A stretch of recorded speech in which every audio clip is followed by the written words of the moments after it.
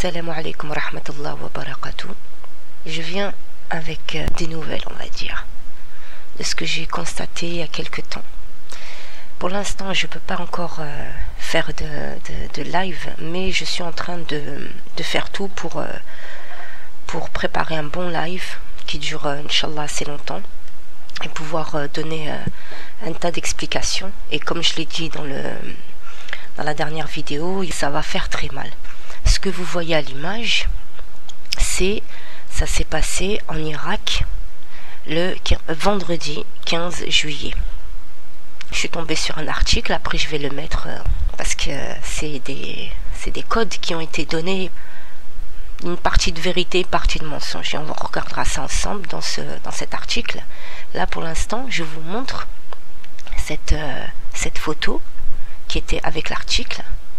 Et il montre une prière collective qui a été faite donc en Irak le vendredi.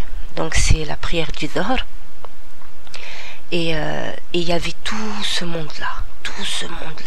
Quand j'ai vu ça, j'ai halluciné. Je suis vraiment restée bouche bée, j'ai envie de dire. J'ai dit subhanallah, autant de monde comme ça en Irak, ça s'est jamais vu depuis que les Américains ils ont atterri chez eux et qu'ils ont commencé à leur faire la guerre. Je parle pas dans les années 90, je parle en 2001. Quand ils sont arrivés en 2001. Depuis 2001, on n'a pas vu ça en Irak. Ça s'est jamais vu.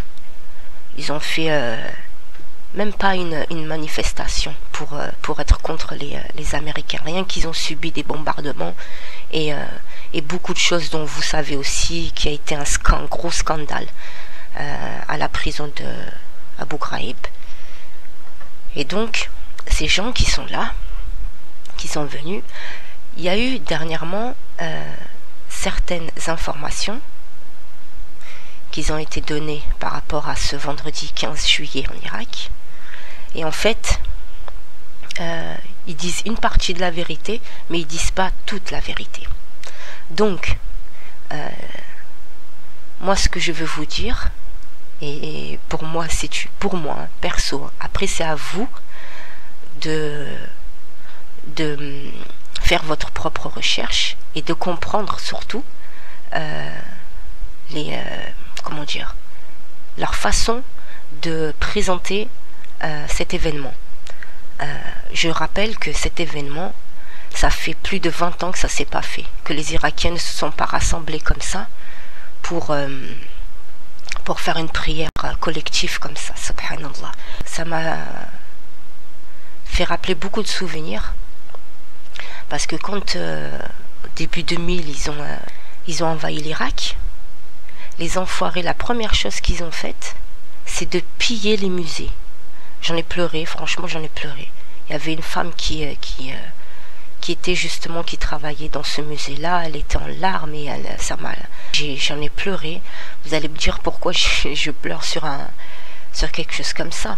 C'est un musée et il n'y en a pas beaucoup, ou très peu, qui connaissent l'histoire de l'Irak. L'histoire de l'Irak fait partie de l'islam. Là-bas, en Irak, il y avait une des 4 écoles.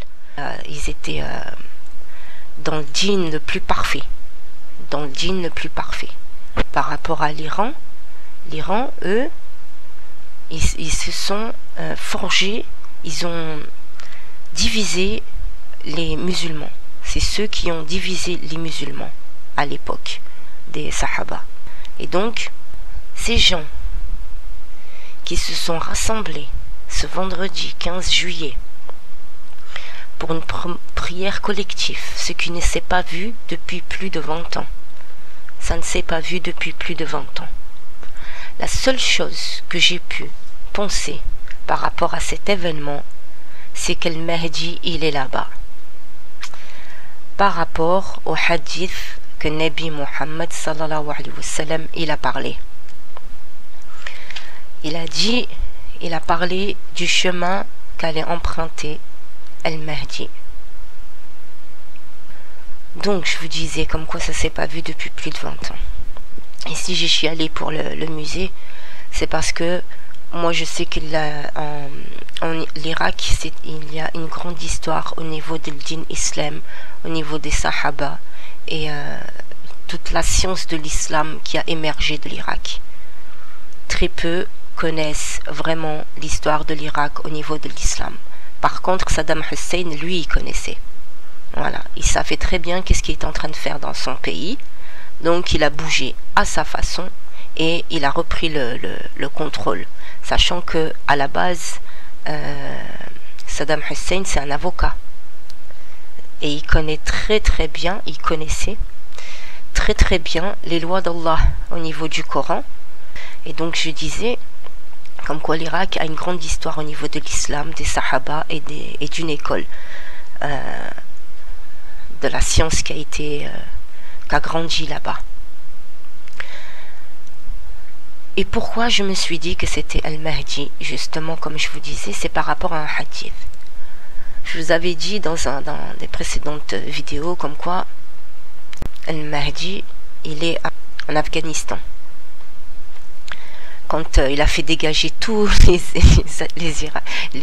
ennemis, il les a tous fait dégager, tous les pays envahisseurs, il les a fait dégager. Subhanallah, quand j'ai vu ça, je savais direct c'était lui. Il n'y a que lui qui pouvait faire ça et il n'y a que Allah qui peut l'aider pour les faire dégager. Rappelez-vous que c'est des grosses puissances, hein, avec des grosses armes hein, quand même, hein, et ils ont déguerpi. C'est des gens qui ont soi-disant des bombes nucléaires et ils se sont cassés assez rapidement et ils ont laissé les gens avec qui ils ont bousillé leur vie, parce que ce qu'il faut savoir, c'est que quand ils vous montrent les images des aéroports de l'Afghanistan hein, et que vous voyez les gens qui courent derrière ou sur le côté de l'avion, c'est des gens, des Afghans qui ont trahi leur peuple et qui savaient qu'ils allaient se faire démonter par le peuple, hein, et bien le peuple, parce qu'il faut comprendre que c'est des musulmans là-bas, c'est un pays musulman, ils connaissent très bien le djinn, donc tous ces gens qui couraient après, là ça c'est quelque chose qu'il fallait que je le dise, tous ces gens qui couraient après l'avion, c'est des gens à qui que les Américains ont promis de ramener avec eux aux États-Unis, Zama, pour les protéger des soi-disant terroristes. D'accord? Et comme ils leur ont fait à l'envers. Ils leur ont fait à l'envers parce qu'ils savaient que les Américains, le peuple américain n'allait pas accepter ces Afghans qu'ils allaient venir aux États-Unis. Non. Comment vous pouvez trouver ça normal? Ils ont même montré soi-disant une maman qui donne son enfant à un Américain. Hein? Vous pensez vraiment que c'est sa maman qui a donné le gosse à l'Américain? Vous croyez vraiment? Hein? Vous savez comment on est, nous, les mamans musulmanes, hein? Nous, on lâche pas les gosses, nous. Hein? On les lâche pas. Hein? Surtout à des milliers de kilomètres de leur pays, sans savoir qu'est-ce qu'ils vont devenir, en faisant croire comme quoi ils allaient il va avoir la liberté là-bas, mais pas dans son pays. C'est ça, ouais. Sachant aussi que quand ils ont tous dégagé en Afghanistan, il faut savoir que il y a eu des manifestations. Hein? Si ça aurait été vraiment des terroristes, comme ils disent, je dis pas talibans parce que j'ai déjà dit taliban, qu'est-ce que ça veut dire, d'accord? Donc c'est pas les talibans. Taliban, ça veut dire étudiant en afghan, d'accord? Et ça, les talibans, c'était dans les années 70. Ça, aujourd'hui, c'est des bonhommes, ça. C'est des bonhommes, ils ont des cheveux blancs, ils ont une sagesse, ils savent, tu le vois quand rien que dans leur façon de marcher et de s'exprimer, ils sont clairs, nets et précis. Il n'y a pas de demi-mesure avec eux. Et aujourd'hui, si on n'a pas vraiment de nouvelles par rapport à l'Afghanistan, c'est parce que eux, ils ont vu que les journalistes occidentaux n'arrêtaient pas de mentir. Ils ont dit, vous mentez, nous on vous a laissé là-bas pour que vous puissiez faire des retours par rapport au monde, de ce qui se passe ici, mais comme vous mentez, vous dégagez. Voilà pourquoi aujourd'hui il n'y a pratiquement plus de journalistes. Voilà, ils ont dit, si vous dégagez pas, c'est nous on va vous faire dégager. Hein? Donc ça s'est passé comme ça. Ensuite, il y en a, ils vont me dire, comment tu peux savoir ça? Ben, comment je peux savoir ça? C'est parce que je connais le djinn. Voilà. Et que quand tu reconnais des vrais musulmans qui agissent selon la loi d'Allah, hein, tu reconnais. Pourquoi? Parce que, alhamdoulilah, grâce à Dieu, je connais la loi d'Allah. Je ne dis pas que je la connais totalement ou parfaitement, mais alhamdoulilah, je connais un bon morceau. Alhamdoulilah, grâce à Dieu. Donc, voilà, pour, on va dire, la petite parenthèse par rapport à l'Afghanistan. Et comme Nabi Mohammed, sallallahu alayhi wa sallam, il a dit que Al-Mahdi, il fera une ligne droite à partir du cœur de Khorasan, le cœur de Khorasan. Le cœur de Khorasan, c'est l'Afghanistan. Et tout ce qu'il y a autour de l'Afghanistan fait partie aussi de Khorasan. Et ça veut dire que là où il y avait les Ouïghours, je ne sais pas s'ils y sont encore, parce que vous savez qu'il a agi, Al-Mahdi, par rapport aux Ouïghours. Nabi Mohammed sallallahu alayhi wa sallam, il a dit que Al-Mahdi fera une ligne droite à partir de Khorasan, du cœur de Khorasan, jusqu'en Palestine. Sur le chemin, il va arriver sur l'Irak. Nabi Mohammed sallallahu alayhi wa sallam a parlé de l'Irak. Il a parlé aussi de l'Iran, mais d'une façon qu'aujourd'hui on peut désigner l'Irak et on peut désigner l'Iran. Pourquoi? Par rapport à ces hadiths qui sont très explicites. Bon, notamment celui où il parle de Ispahan. D'accord? Un hadith où il parle de 70 000 juifs qui vont justement tenter de bloquer Al-Mahdi sur son chemin pour ne pas qu'il arrive en Palestine. Donc quand j'ai vu cette photo, enfin cet article, j'ai dit Alhamdoulilah, il a réussi, il est arrivé jusqu'en Irak. Et comme je vous ai dit, ça fait plus de 20 ans que ça ne s'est pas produit. Ça fait plus de 20 ans que ce rassemblement pour la prière du Dhuhr ne s'est jamais produit. Et si vous remarquez bien sur l'image, vous voyez que du blanc. La plupart, c'est que du blanc. Et l'armée d'Al-Mahdi, ils sont habillés soit en blanc, soit en noir. Et je vous montrerai, Inch'Allah, une autre photo. Je vais essayer de la retrouver. Et vous verrez qu'ils se mettent soit en blanc ou soit en noir. Voilà. Donc, quand j'ai vu ça, comme je vous ai dit, j'ai pensé au hadith de Nabi Mohammed sallallahu alayhi wa sallam sur Al-Mahdi. Et quand j'ai vu ça, j'ai dit le Mahdi, il est là-bas. Ensuite, j'ai commencé à lire l'article. J'ai commencé à lire l'article. Alors, l'article, je vais vous le montrer net. Et ensuite, je vais vous le lire. Je vais apporter mes réflexions. Et après, je vais vous montrer les parties les plus importantes. Ok? Allez, je vous montre l'article.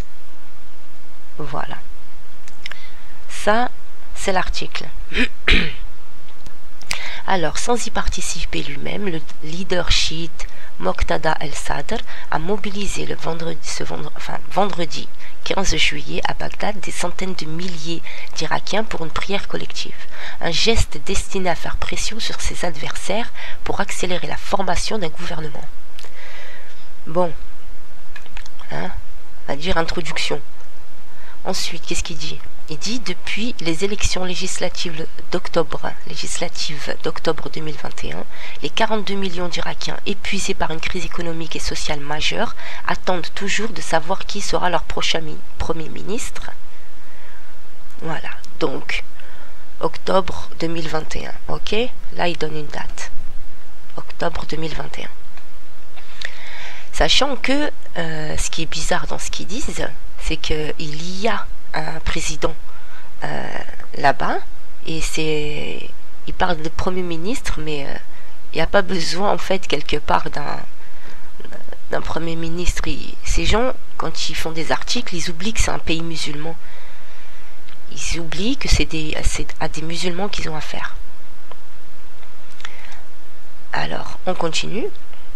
Les partis chiites majoritaires, ça c'est faux, ne sont pas parvenus à doter le pays pétrolier d'un nouveau chef de gouvernement.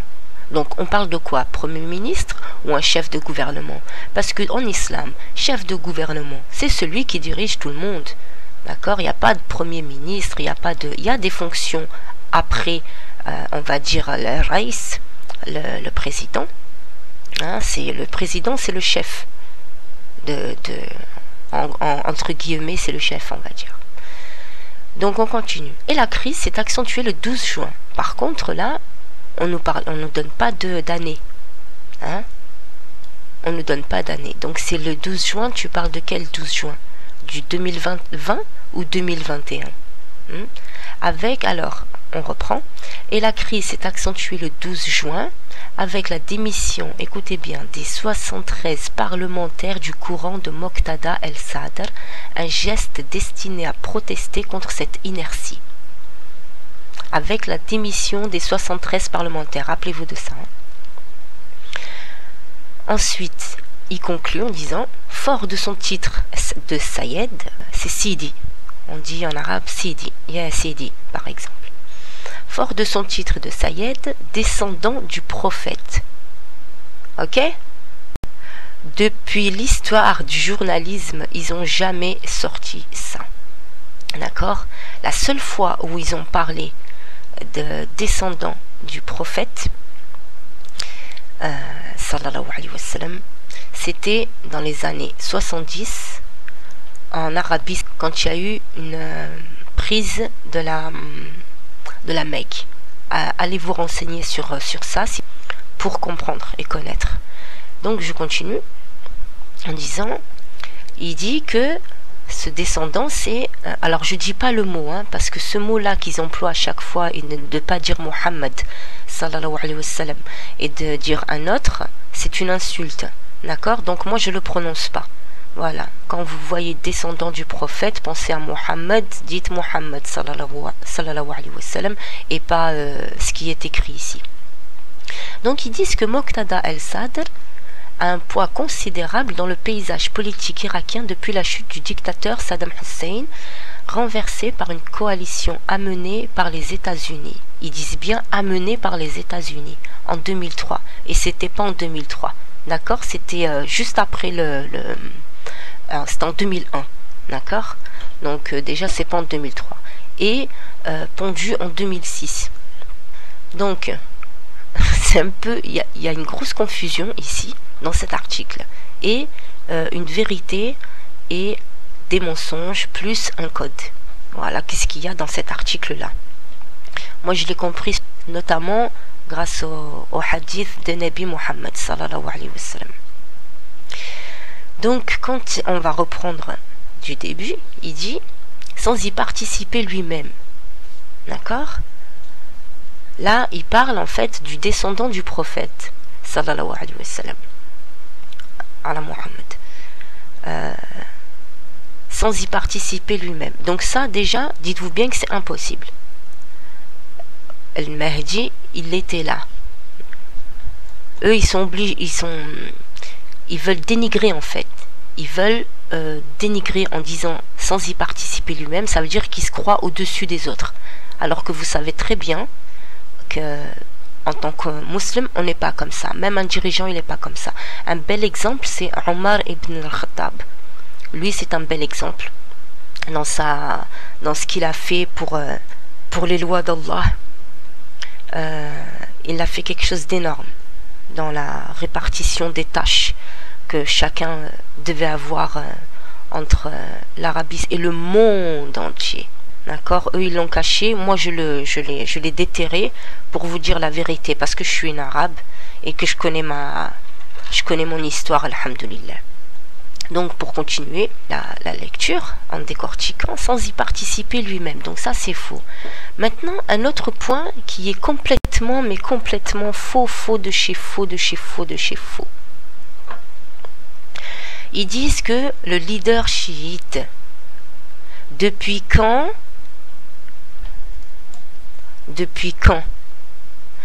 l'Irak a toujours été sunnite, l'Iran a toujours été chiite. Ok? La scission s'est faite il y a des siècles en arrière entre l'Irak et l'Iran, justement par rapport à Ali radiyallahu anhu. en Irak, la gouvernance là-bas a toujours été sunnite, ils ont toujours été dans la tradition de Nabi Muhammad sallallahu alayhi wa sallam. Ils ont toujours suivi Nabi Muhammad sallallahu alayhi wa sallam par rapport aux Iraniens qui eux sont chiites. Donc ça c'est une très grave erreur. Dans ma tête au départ, je me disais c'est impossible. Dans la logique même, tous ceux qui connaissent l'Irak, ils savent que l'Irak n'est pas chiite. Il y a des Kurdes, je sais pas d'où ils sortent et qui sont-ils ces gens-là. J'ai jamais cherché à savoir non plus, mais ces Kurdes, pour moi c'est, je sais pas d'où ils sortent. Ils se disent musulmans, mais je les ai jamais vus faire la prière. Quand j'ai pris cet article, au départ j'ai lu le leader chiite, j'ai dit mais c'est impossible. Le truc c'est qu'ils n'ont pas mis de photo de lui. Donc ce Moqtada el-Sadr est sûrement un chiite, sûrement qu'il n'a pas participé, mais ce qui est sûr, c'est qu'El Mahdi, oui, lui, il a participé, ça c'est sûr. Parce que c'est une prière qu'ils ont fait ensemble. Pourquoi, toi, leader chiite, enfin, je vais vous dire comment il a débarqué, en fait, celui-là. Comment les journalistes ont parlé de lui, pourquoi ils ont parlé de lui. Hein? Déjà, la première chose qu'il faut savoir, c'est que ils veulent cacher que c'est que El Mahdi est arrivé en Irak, parce que ça viendrait confirmer justement les hadiths de Nabi Muhammad sallallahu alayhi wa sallam sur la fin des temps et sur cette venue justement d'El Mahdi. Ils veulent pas qu'on le sache, ils ne veulent pas. C'est pour ça que ici il y a du faux, du vrai et un décodage à faire. Alhamdulillah, tous les Irakiens, ils ont fait une prière collective avec El Mahdi ce vendredi 15 juillet à Bagdad. Donc, quand on voit cette image, je vais la remettre. Voilà, quand on voit cette image, on voit là une certaine plénitude, je sais pas comment expliquer, quelque chose de saint, une paix qui arrive, une paix, parce qu'ils se bousculent pas, ils prennent chacun leur place, et quand tu vois ça et que ça va, c'est très loin, regardez comment ça va vraiment au bout de la rue et encore on voit pas le fond. Subhanallah, on voit pas le fond, et ça ne s'est jamais vu en plus de 20 ans. Je suis contente, vous pouvez pas imaginer comment je suis contente, mais subhanallah, c'est quelque chose ça fait partie de l'histoire de l'islam, ça fait partie de l'histoire de l'islam. Le peuple irakien fait partie de l'histoire de l'islam. Il faut pas oublier, jamais tu oublies ça. Ce que vous voyez ici, c'est le peuple irakien qui s'est rassemblé autour d'un seul homme, c'est El Mahdi.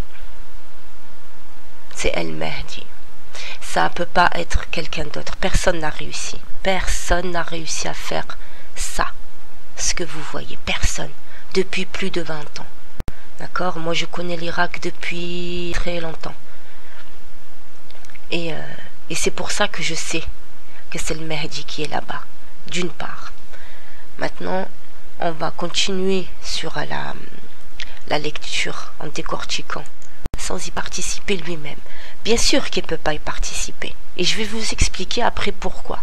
Déjà, je vous ai dit que les chiites ils sont en Iran. Et c'est on va dire leur pays à eux de chiisme. D'accord? Voilà, déjà d'une. Donc, cette prière collective, elle a été menée par El Mahdi, mais pas seulement. Avec Isa, salam alayhi. Isa était avec lui. Parce que quand je parle d'El Mahdi, automatiquement Isa, salam alayhi, il est avec lui. Parce que justement, c'est un combat qu'ils vont faire ensemble. Isa, salam alayhi, avec El Mahdi. Pour continuer, il dit un geste destiné à faire pression sur ses adversaires pour accélérer la formation d'un gouvernement. Ils disent accélérer la formation d'un gouvernement. Vous avez fait quoi en 20 ans? 20 ans qu'ils ont été là-bas, tous les traîtres d'Allah pour prendre le pétrole du pays et faire du mal aux musulmans, aux pays musulmans, oui, et aux musulmans. Qu'est-ce que vous avez fait pendant 20 ans, hein? Qu'est-ce qu'ils ont fait, vous avez vu qu'ils ont fait? Ils sont restés là-bas pour prendre le pétrole, c'est tout. Et faire du mal au peuple irakien, c'est tout ce qu'ils ont fait en 20 ans. C'est pareil qu'est-ce qu'ils ont fait en Afghanistan. Après, ils disent, depuis les élections d'octobre 2021, les 42 millions d'Irakiens, épuisés par une crise économique et sociale majeure, attendent toujours de savoir qui sera leur prochain Premier ministre. Bon, comme je vous ai dit, chez nous, chez les musulmans, ça ne se passe pas comme en France. Enfin, dans les pays dits de démocratie. Chez nous, c'est un autre mode. Déjà, le Raïs, le président, c'est lui le chef d'État. C'est lui le chef du gouvernement. Et il a avec lui, on va dire, on va rester sur ministre pour être comprise. Il y a le ministre des Finances qui fait aussi sadaqa. Hein? Il y a aussi ça. Dans les finances, il y a la branche aussi des sadaqa, c'est-à-dire quand tu dois donner au peuple. Ça, on en reparlera, Inch'Allah, justement, dans les lois d'Allah. Donc, déjà, d'une, ça, c'est faux. Ils ne connaissent pas comment fonctionne une société musulmane. Les journalistes, ils ne peuvent pas dire.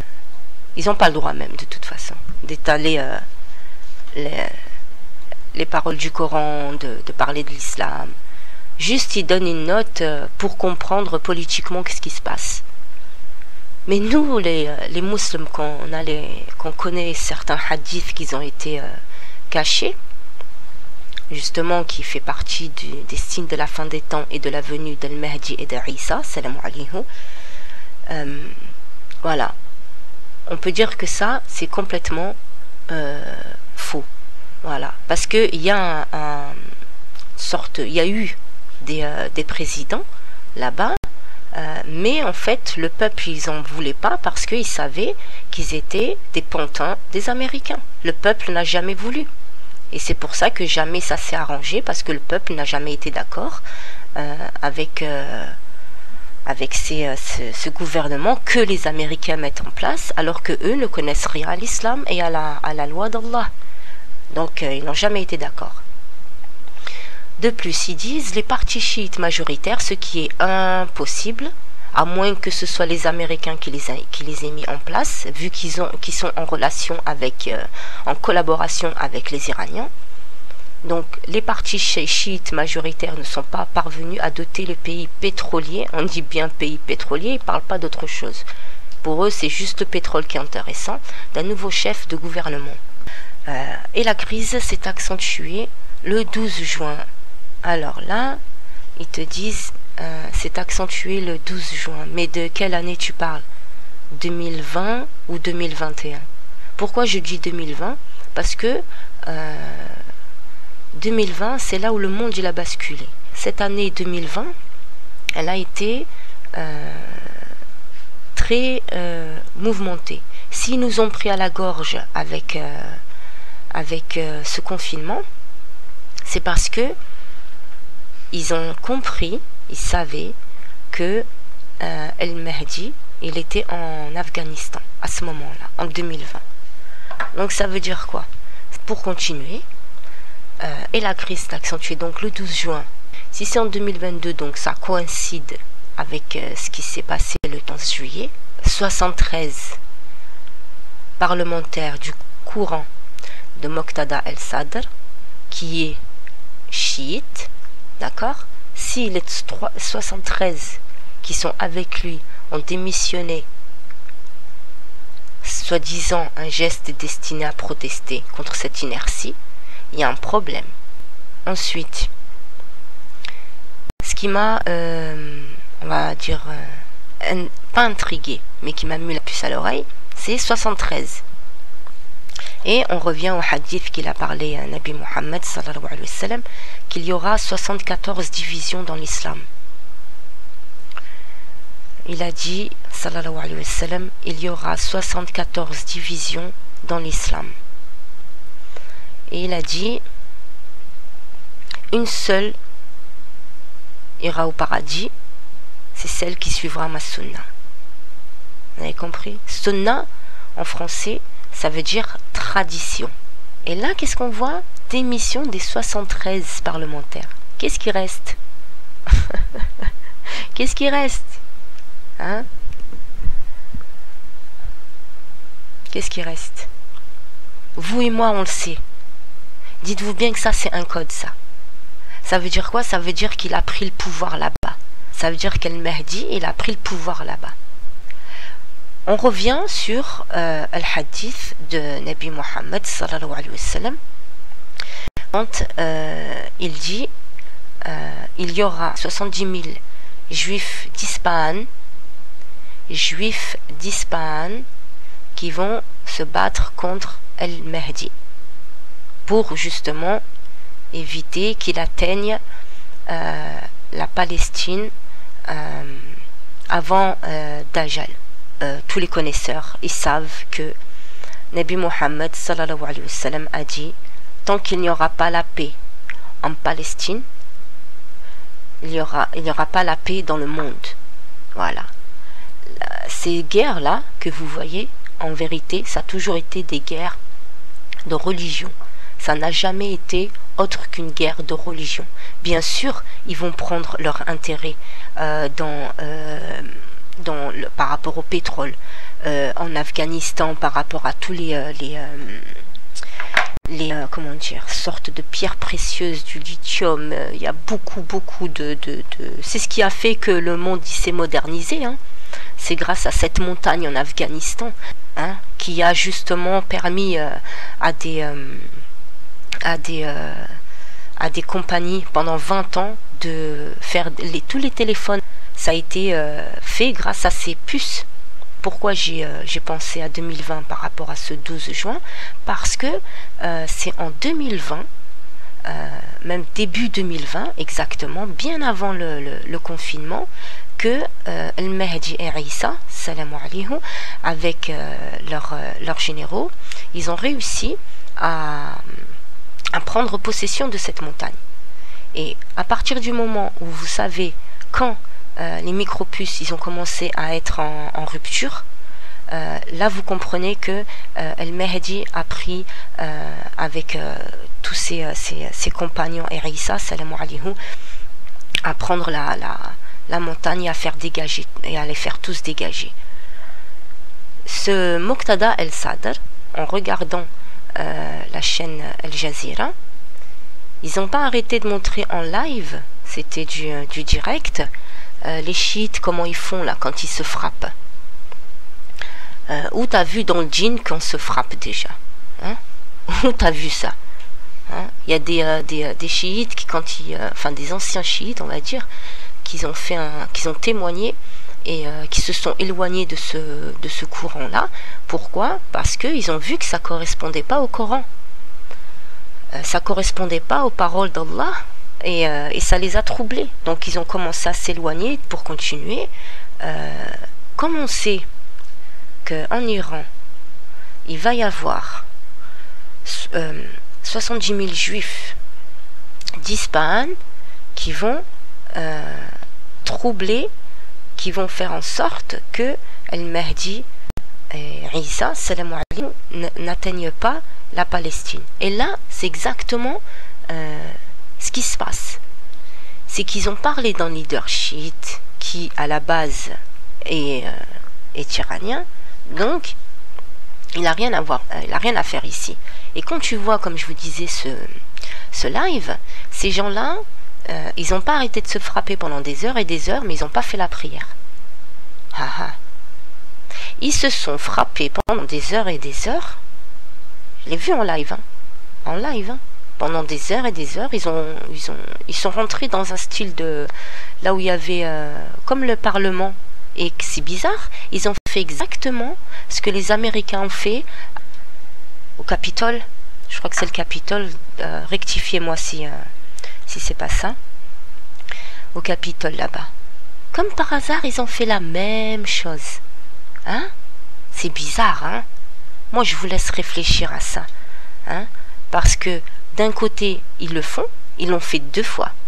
Une deuxième fois, ils l'ont refait. Et comme par hasard, juste après, tu as des chiites, même pas des sunnites, hein, des chiites qui ont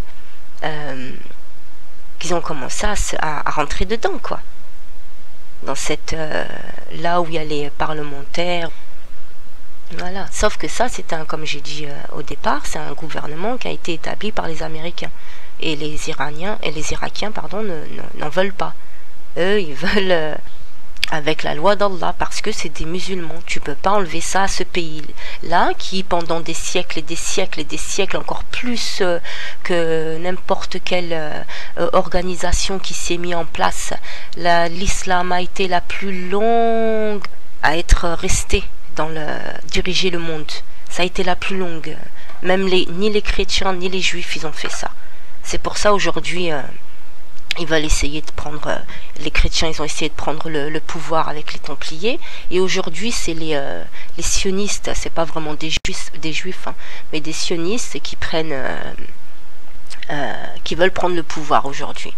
Donc, pour tenter de faire un copier-coller de ce qu'ils ont fait les musulmans, mais ils n'y arriveront pas, vu que c'est la guerre de partout, les gens y meurent, il y a des enlèvements, voilà, que du carnage dans le monde entier. Hein, à savoir que les États-Unis, les armes sont libres là-bas, de vente. Je crois que c'est le seul pays au monde où les armes elles sont en vente libre. Hein. Vous voyez, hein, grosso modo, de ce qu'on peut voir aujourd'hui par rapport à l'histoire de l'islam. Hein, et qu'est-ce que c'est vraiment l'islam, hein, parce qu'on cache bien que c'est une société et qu'elle a propagé l'islam. Quelquefois avec des batailles et quelquefois ça a été le peuple il attendait parce qu'ils étaient heureux de les voir arriver, ils étaient heureux de les voir arriver parce qu'ils savaient par rapport à ce qu'ils avaient entendu d'eux que personne n'était lésé. Donc pour continuer, dans ce que je vous ai lu là, ici ils font comprendre comme quoi, bon, Moqtada le chiite il n'était pas là pour la prière collectif, ce n'est pas c'est pas normal. C'est comme si tu vas à la mosquée et que tu fais la prière et que l'imam il est pas là. C'est complètement ridicule. Donc cet homme-là ne vaut rien du tout. Et qu'en fait, ils mettent le nom de Moqtada el-Sadr pour ne pas dire el-Mahdi, pour ne pas dire que c'est Mohammed Abdallah qui est là-bas. Ils ne veulent pas le dire parce que imaginez-vous qu'ils disent que un certain Mohammed Abdallah a réuni tout le peuple irakien dans une prière collective du vendredi. Imaginez-vous. Qu'est-ce qu'ils vont dire les musulmans? Ils vont tous comprendre que c'est le Mahdi. Mais là, ils ne peuvent pas le dire parce qu'ils savent que les musulmans, dès qu'ils vont entendre le Mahdi, il est là, enfin, dès qu'ils vont entendre, donc dès qu'ils vont prendre conscience que c'est vraiment El-Mahdi qui est là-bas, il n'y a que Allah. Moi, je vous le dis, hein, moi, j'ai beau parler, hein, mais le seul qui peut vous le confirmer, c'est Allah, en faisant la prière de consultation. Ça, c'est quelque chose d'encore plus important aujourd'hui, la prière de consultation par rapport à toutes les informations que tu reçois par rapport à la communauté musulmane. Parce que ce message s'adresse aux musulmans sincères, à ceux qui veulent plaire à Allah, à ceux qui font en sorte de comprendre le dîn pour ne pas se mettre à dos Allah, parce que beaucoup comprennent qu'il y a beaucoup d'ambiguïté dans les discours des imams de France, et je dis bien les imams de France, ceux qui ont été formés en France. Donc pour continuer sur l'article, ils ont fait en sorte de cacher El-Mahdi par rapport à cette prière collective avec tous les Irakiens ce vendredi-là. Et rappelez-vous, Nabi Muhammad sallallahu alayhi wa sallam, il a dit: chaque fait des signes de la fin des temps se fera un vendredi. Ça veut dire que ce qui va se passer pour la sortie de Dajjal se passera un vendredi. Tout est lié, d'accord? Là, c'est un vendredi où on peut dire El-Mahdi a réussi, parce que c'est ça que j'ai pensé moi. La première fois quand j'ai vu cet article et que j'ai vu tout ce monde, j'ai dit il a réussi à arriver jusqu'en Irak. Parce que c'était la prochaine étape, en ayant fait dégager tous les ennemis d'Allah de la terre de Khorasan. Je savais que c'était le Mahdi parce que personne n'a réussi à le faire. Et il n'y avait que lui qui pouvait le faire, par rapport au hadith qui a été dit sur lui. Allahu Akbar. Pour continuer encore une fois, sur la chaîne Al Jazeera, il montre la photo de cet homme-là, Moqtada El-Sadr. Parce que justement, de ce jour-là, de ce vendredi 15 juillet, je n'ai pas vu justement ni d'image ni rien de lui. Et comme par hasard, il y a quelques jours, quand je me suis dit tiens, je vais regarder la chaîne Al Jazeera, la chaîne du Bled, pour voir en fait est-ce que eux ils en parlent. Bon, la plupart ils en parlent pas, mais Al Jazeera elle a fait venir des intervenants, et il y avait des journalistes qui étaient sur place en Irak donc. Et quand je les ai écoutés, et à un moment donné, il dit El-Masih. Ça m'a fait tilt. Ils n'ont pas dit Isa. Ils ont dit El-Masih. Alors qu'ils savent que El-Masih c'est Isa. Pourquoi ils n'ont pas dit Isa? Le fait qu'ils ont dit El-Masih et pas Isa, c'est pas pour rien. Imaginez-vous, ils auraient dit Isa. El-Masih Isa. Là, ça change la donne. Mais là, ils ont seulement dit El-Masih. C'est pour ça que j'ai fait le rapprochement. Mais je me suis dit, quand même, ils savent très bien que l'Irak, c'est sunnite. Pourquoi ils en parlent pas? C'est ça qui m'a semblé bizarre. Et je me suis dit, eux, ils ont le couteau sous la gorge, c'est qu'ils doivent dire le moins possible. Il faut savoir que quand Jazeera a commencé, il disait beaucoup de vérité, et même trop. C'était devenu dangereux pour Dajjal. Alors il fallait absolument qu'il remanie la chaîne. Quelque part, ils étaient obligés, parce que Moqtada El-Sadr, il devait aller là-bas pour essayer de faire un écran de fumée sur la venue d'Al-Mahdi sur l'Irak. Parce que sinon, si eux, ils auraient manifesté ou quoi que ce soit pour le leader, pour lui, Moqtada El-Sadr, il n'y aurait jamais eu une démission de 73 de ses parlementaires. Vous êtes d'accord avec moi quand même? Il y a une logique à avoir par rapport à ce texte qui a été dit. Il y a une logique à avoir, et dans cette logique-là, tu trouves une vérité. Voilà. Et quand le lien ne se fait pas entre certaines phrases, certains contextes, une date qui n'est pas mise, mais maintenant je me dis que ça doit être en 2022. Je pense que ça doit être cette année. C'est parce qu'il est arrivé là-bas, le Mahdi, avec Isa. Voilà. Et pourquoi lui, Moqtada El-Sadr, on le voit pas, hein, parce qu'il sait que c'est le Mahdi et Isa salam alayhi qui est là-bas. Ils le savent. Donc, ces gens-là, ils préparent 70 000 juifs d'Ispahan, parce qu'Ispahan, c'est où Ispahan? C'est en Iran, Ispahan. Hein? Et on sait que l'Iran a collaboré avec les États-Unis, même s'ils disent qu'il y a eu une certaine guerre parce que eux voulaient attaquer la Palestine, pour essayer de faire sortir les sionistes de là-bas. C'est juste du blablabla. C'est juste pour faire flipper, pour médias, c'est juste pour ça. Hein? Ils disent oui, comme quoi ils préparaient une bombe nucléaire pour les envoyer là-bas. Un musulman qui fait du mal à un autre musulman, c'est foutu pour ta gueule. C'est foutu, c'est tout. Il n'est pas dans le djinn, c'est tout. Et il n'est pas dans la loi d'Allah. D'accord?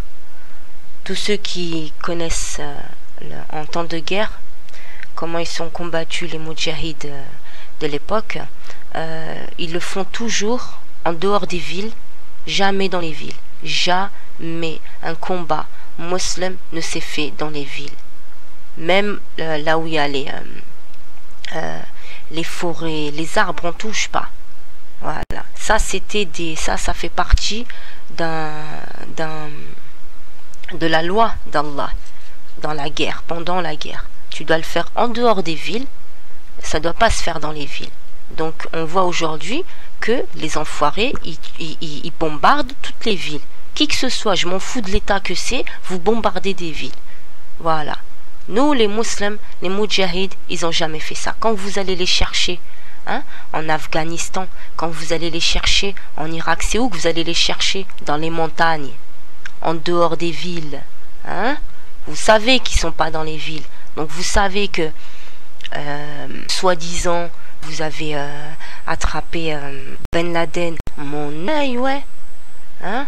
Mais les Américains, ils ont compris que, comme ils le disent bien, c'est inside job. Hein? Ils ont compris que c'était pas les musulmans qui ont fait ça, et que c'était quelqu'un de l'intérieur de chez eux qui ont fait ça. Et ils le savent, et ils le revendiquent.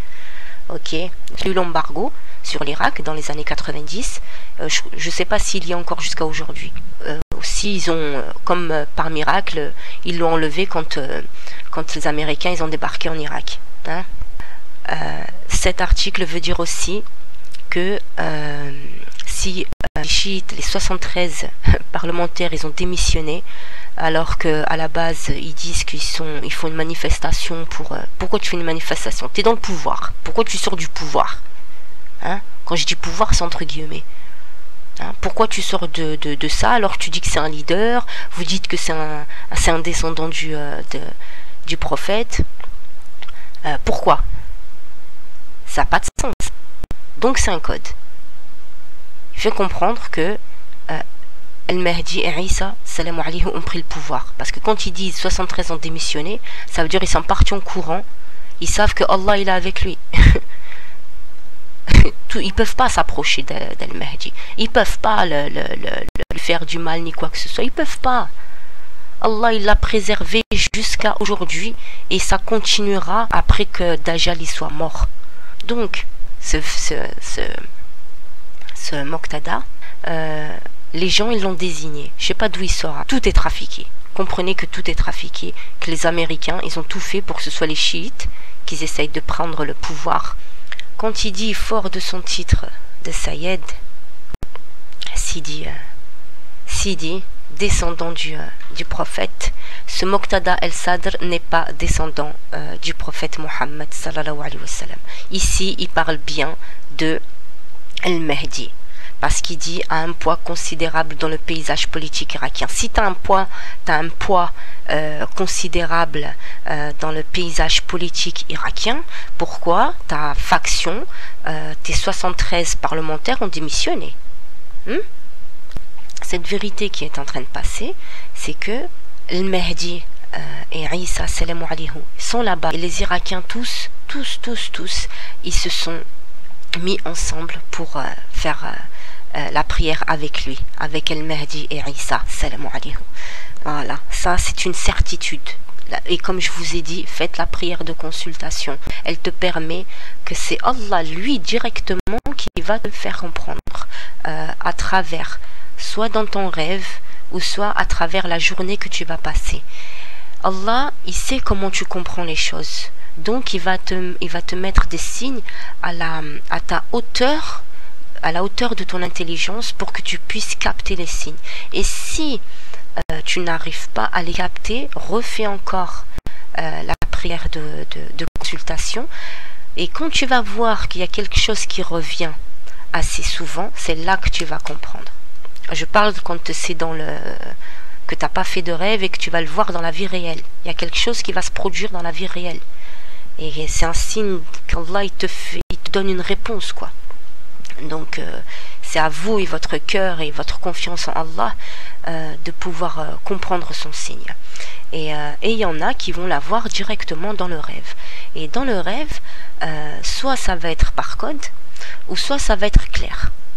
Voilà. Quand c'est par code, c'est parce qu'il y a des mauvais qui essayent de s'introduire. C'est pour ça qu'Allah il te le fait passer par code. Si tu as besoin de confirmation, tu peux refaire la prière de consultation. Le message il sera toujours le même. Ça, il ne faut pas oublier, c'est que le message sera toujours le même. Donc, tu vas le capter automatiquement. C'est ton cœur.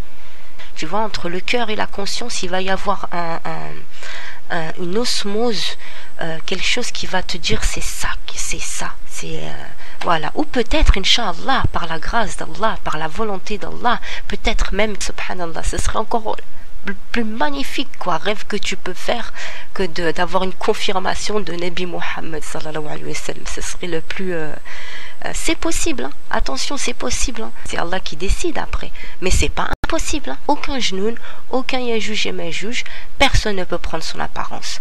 Quand tu sens que c'est Nabi Muhammad sallallahu alayhi wa sallam qui est avec toi dans ton rêve, c'est lui, cherche pas, c'est lui qui est avec toi. Et quand il est avec toi, dis-toi que c'est une belle nouvelle, c'est une bonne nouvelle, alhamdulillah. Donc pour comprendre, pour être sûr que c'est vraiment le Mahdi là-bas, la seule solution que vous avez, c'est la prière de consultation. Voilà.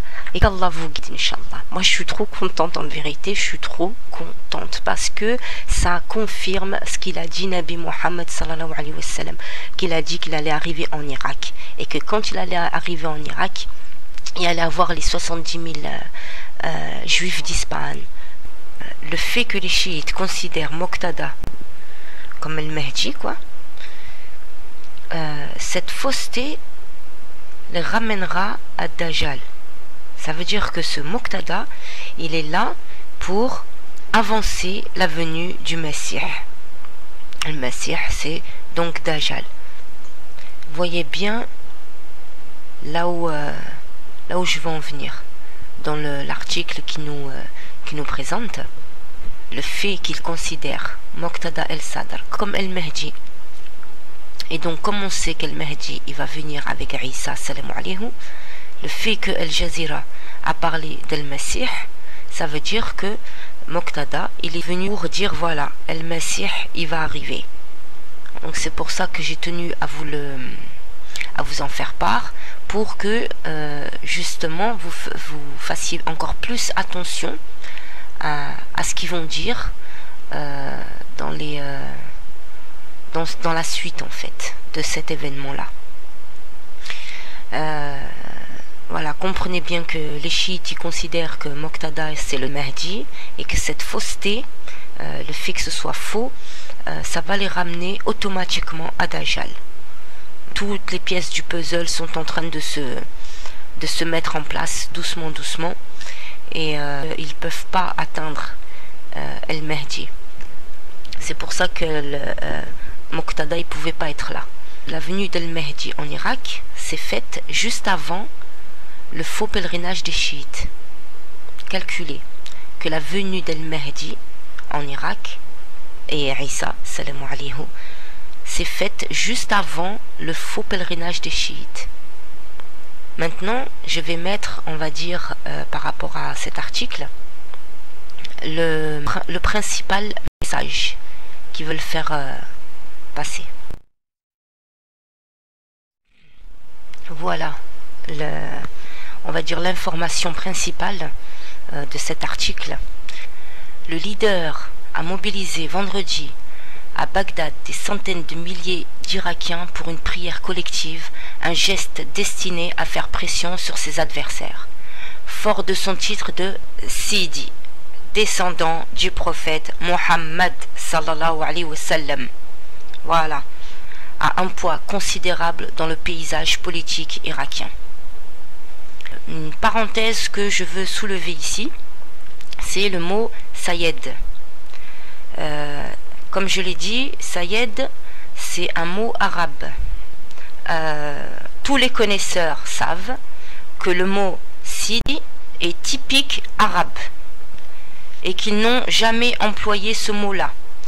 À savoir que quand ils parlent des Iraniens, des leaders chiites, ils parlent de, rappelez-vous, dans les années 70, ils ont toujours dit le Shah d'Iran. D'accord? Ça, c'est encore le petit, on va dire, détail qui prend toute son importance également. Donc quand ils disent Sidi, descendant du prophète sallallahu alayhi wa sallam, On parle bien de El-Mahdi, descendant du prophète Mohammed sallallahu alayhi wa sallam. Le mot Sayyid ici, il vient apporter, il vient donner de l'importance, le fait de dire descendant du prophète sallallahu alayhi wa sallam ala Muhammad. Pourquoi? Parce que Sayyid, c'est de l'arabe littéraire. On le prononce Saïd. Saïd en arabe littéraire. Et ça prend toute son importance justement dans ce contexte-là, par rapport à l'information qu'ils veulent faire passer, notamment sur ce que j'ai dit sur les 73 Za'ama, les 73 parlementaires. Tout vient confirmer les hadiths de Nabi Muhammad sallallahu alayhi wa sallam. Tout. Cet article-là, comme je vous l'ai dit, il n'est pas sorti comme ça. Voilà ce qu'il y a à comprendre dans cette grande nouvelle. La confirmation que Al-Mahdi et Isa, salam alayhi, ils sont en Irak. Qu'il est arrivé en Irak, alhamdulillah. Ce que je souhaite rajouter, en ce qui concerne les 4 écoles islamiques, les 4 écoles, on va dire, les 4 universités islamiques reconnues dans le monde entier.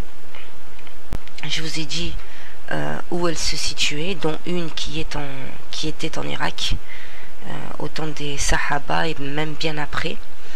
Et ces 4 écoles, ce ne sont pas des écoles de pensée. Ces hommes sont en fait, ils étaient les directeurs de ces universités, qui étaient, comme je vous l'ai dit, reconnues dans le monde entier.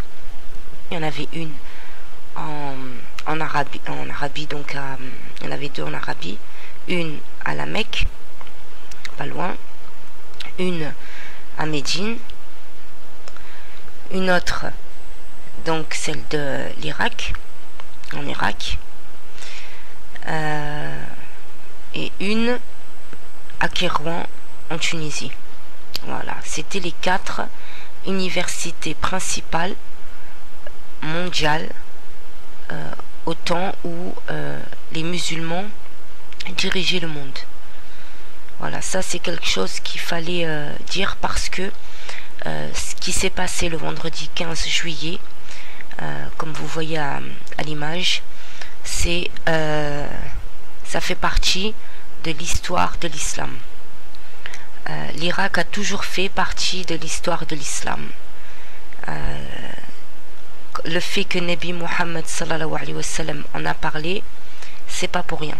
Je vais conclure avec un hadith de Nabi Muhammad sallallahu alayhi wa sallam, où il dit: quand Dajjal sortira et que je suis parmi vous, je le confondrai. Il a utilisé le mot je le confondrai. Il n'a pas dit je le tuerai, il a dit je le confondrai. Comprenez bien qu'est-ce que ça veut dire ça.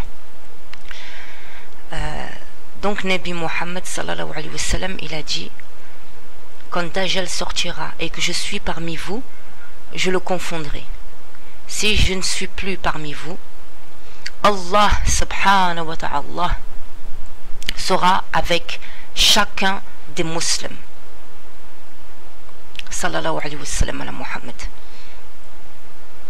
Il a dit: il sera avec chaque musulman. Cette parole-là, elle est faite pour nous, pour ne pas qu'on s'inquiète. Ça, c'est une parole pour nous rassurer. Pour nous rassurer. Parce que on sait tout ce qui a été dit sur Dajjal. Donc ça va être quelque chose d'énorme quand il va sortir. Parce qu'aujourd'hui, en plus le fait que je vous ai parlé de la prière de consultation, ça, tout se relie.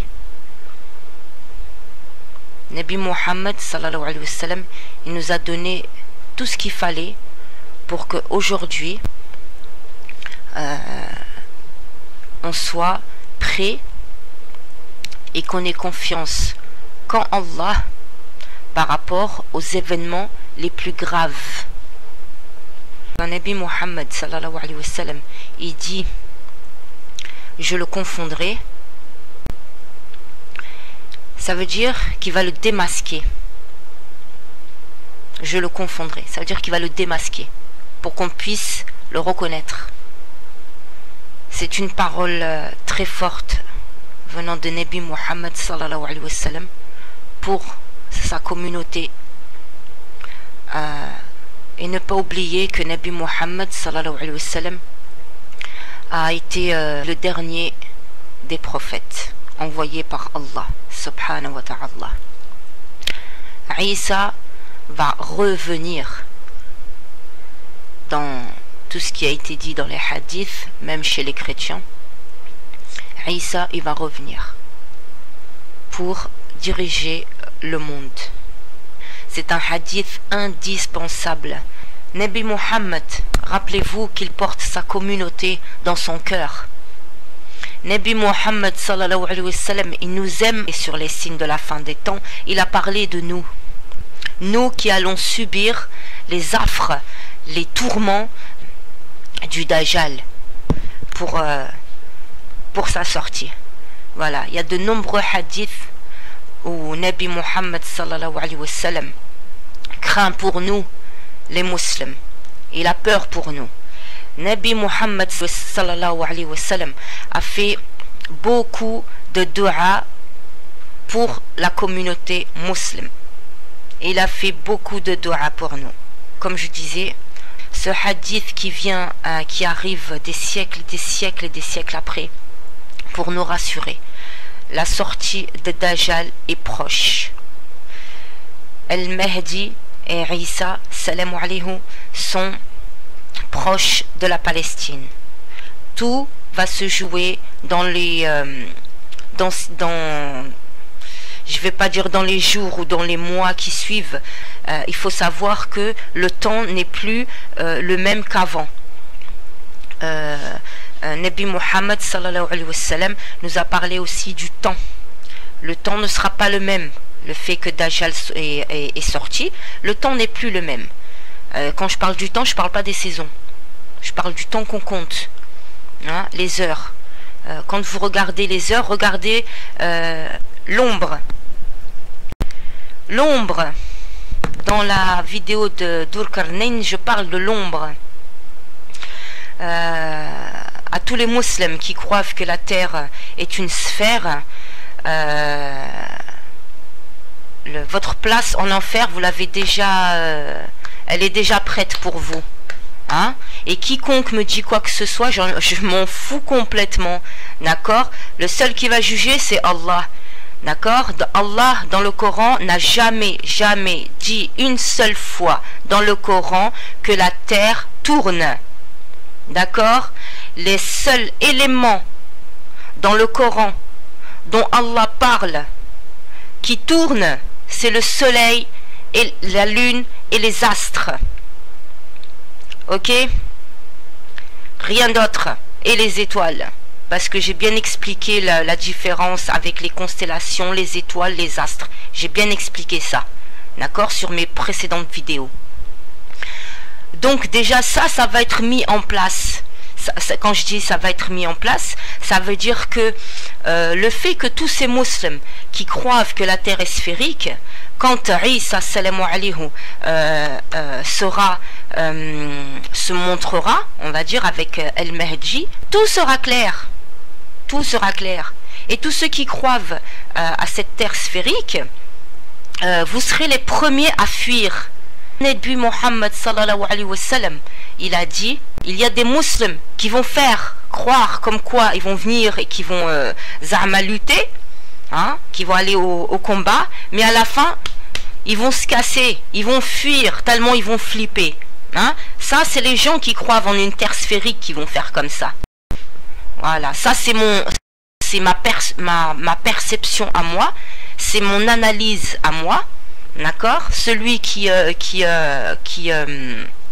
qui veut contrecarrer, vas-y, hein. Y aller comme pour ça, allez-y. Allez-y, je vous en prie. Hein, parce que ce que vous oubliez à chaque fois quand vous faites vos commentaires, c'est que il y a le jugement d'Allah. Et ça, vous l'oubliez souvent. Moi, dans tout ce que je dis, je n'oublie pas que je serai jugé devant Allah. Je ne l'oublie pas, moi. Chaque parole que je prononce, chaque chose que je dis, chaque vidéo que j'ai pu faire, je sais que je serai jugé devant Allah. Et je sais que tous les faits que j'ai donnés au niveau de la terre plate et au niveau de din islam, ça sera devant Allah. Et peut-être même par la grâce d'Allah, vu que Isa salam alayhi sera là et que Al-Mahdi sera là aussi, c'est eux qui vont le dire déjà. Hein? Regardez le chemin qu'ils ont fait. Quand Nabi Muhammad sallallahu alayhi wa sallam dit Al-Mahdi va faire une ligne droite, c'est une ligne droite. D'accord? Voilà, il faut aussi, pour ceux qui croient à une terre, pour les musulmans, hein, je dis bien les musulmans qui croient à une terre sphérique, l'ombre, elle vient, elle te casse. Hein? Déjà l'ombre, elle te démonte en te faisant comprendre comme quoi la terre n'est pas sphérique. D'accord? Et la direction de la Mecque, ça prouve aussi qu'on est sur une terre plate. Hein? Vous trahissez Allah, c'est pas les musulmans que vous trahissez, c'est Allah.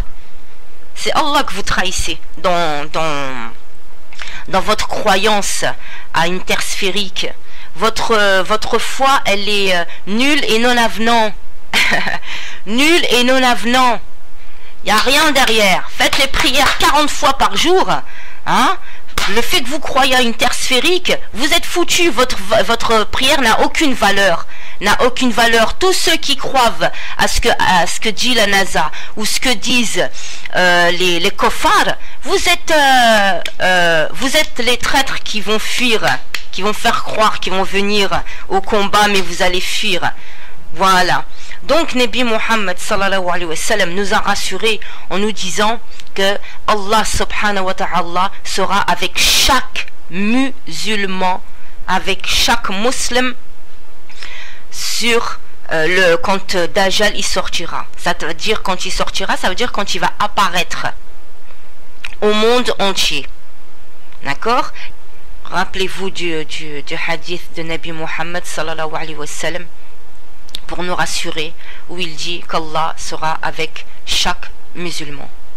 Et pour être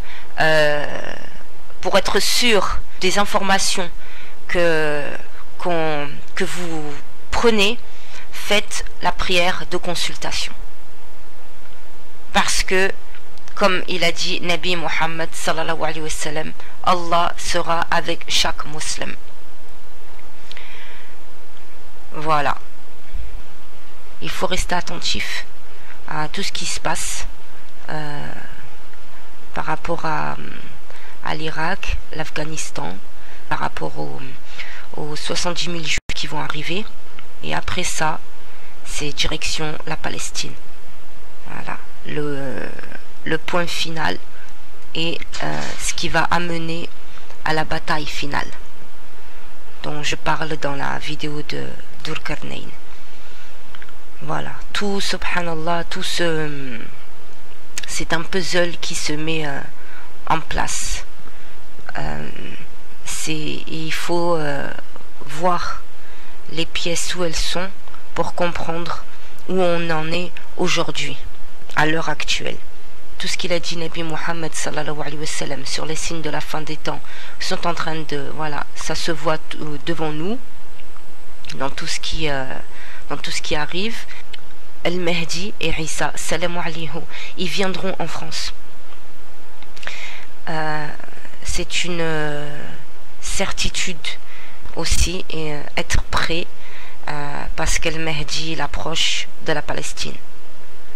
Et comme je vous ai dit, c'est la prochaine étape, la Palestine. Le plus flagrant, c'est que Al-Mahdi et Isa salam alayhi sont arrivés en Irak juste avant le faux pèlerinage. Donc calculez bien ça, ce détail-là qui a toute son importance. Toute son importance. Il faut savoir que à l'image, comme on voit jusqu'à l'horizon là-bas et même au-delà de l'horizon, on voit tous ces Irakiens qui sont venus. Dites-vous que c'est une allégeance qui sont venus porter à Al-Mahdi et Isa salam alayhi. Certains vont me parler sûrement de l'allégeance à la Mecque là-bas, dont Nabi Muhammad sallallahu alayhi wa sallam a parlé. Ce fait-là a déjà été fait, sauf que nous, on n'était pas au courant. Vous avez compris? Ça a déjà été fait. Voilà. On pourra en reparler, Inch'Allah, et détailler ce hadith par rapport à l'allégeance. Là, il y a eu l'allégeance en Afghanistan. Aujourd'hui, il y a eu plus que les Afghans. Aujourd'hui, je ne peux pas trop dire parce que justement, je suis en train de voir par rapport aux actions des chefs d'État, qu'est-ce qu'ils font par rapport à El-Mahdi, les décisions qu'ils prennent. Parce que dites-vous bien que chaque chef d'État, aujourd'hui, chaque décision qu'ils vont prendre, ils vont les prendre par rapport à El-Mahdi et Isa, salam alayhi, par rapport à là où ils sont et ce qu'ils sont en train de faire. Voilà. Ça, c'est un point aussi important que je voulais soulever pour que vous ayez bien conscience de ça. Chaque chef d'État, aujourd'hui, les actions qu'ils vont faire vont être toujours en fonction de ce qu'il fait El-Mahdi et Isa salam alayhi. Ça, on peut pas, ça devient de plus en plus flagrant en fait. Ça devient de plus en plus flagrant. Donc c'est pour ça qu'il fallait que je soulève ce point-là et que vous le sachiez surtout. Voilà. Donc j'espère avoir fait le tour. Inch'Allah que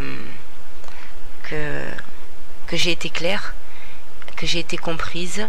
Je conclus donc, comme je vous ai dit, avec ce hadith là. Nabi Muhammad sallallahu alayhi wa sallam a dit: quand Dajjal sortira et que je suis parmi vous, je le confondrai.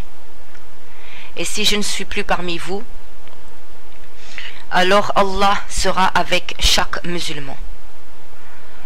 Donc soyez heureux, soyez contents, soyez au plus positif possible. Je vous laisse avec ces belles paroles de Nabi Muhammad sallallahu alayhi wa sallam. Cette bonne annonce sur El-Mahdi et Isa salam alayhi, qui sont bien arrivés, alhamdulillah, en Irak, confirmé par article, par les hadiths de Nabi Muhammad sallallahu alayhi wa sallam. Et moi je viens appuyer cette vérité en tant que musulmane, parce que c'est mon devoir. Voilà, prenez soin de vous, qu'Allah vous guide, Inch'Allah, et restez prudents. Et également soyez prêts. Inch'Allah, soyez prêts. Salam alaikum.